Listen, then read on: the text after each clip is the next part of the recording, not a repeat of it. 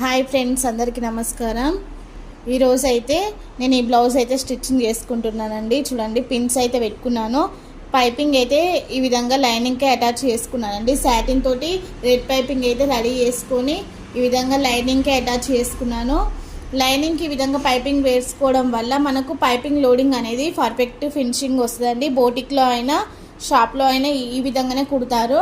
So ఈ విధంగా కుట్టడం వల్ల మనకు బ్లౌజ్ అనేది ఎలాంటి ప్రాబ్లం లేకుండా చాలా నీట్ ఫినిషింగ్తోనే ఉంటుంది. ప్లస్ అక్కడే అలాగే కాకుండా ఎక్కడైనా కూడా గుచ్చుకోకుండా ఉంటుందండి. ఈ విధంగా నేను ఇక్కడ పైపింగ్ అనేది నెక్కు వేసుకున్నాను. సో ఇక్కడ కింది వైపు కూడా పైపింగ్ వేసేసుకొని పిన్నులు అయితే పెట్టుకున్నాను. ఇప్పుడు మనం చుట్టూ రౌండ్ కుట్టేసుకొని ఈ విధంగా స్ట్రైట్గా కుట్టేసుకొని వచ్చిన తర్వాత ఖర్చు అయితే పెట్టుకోవాలండి. ఇక్కడ ఖర్చు పెట్టేసుకొని ఇట్లా కట్ చేసుకొని ఇందులో చెయ్యి పెట్టేసి రిటర్న్ తీస్తే అయిపోతుందండి. సీదా వచ్చేస్తుంది.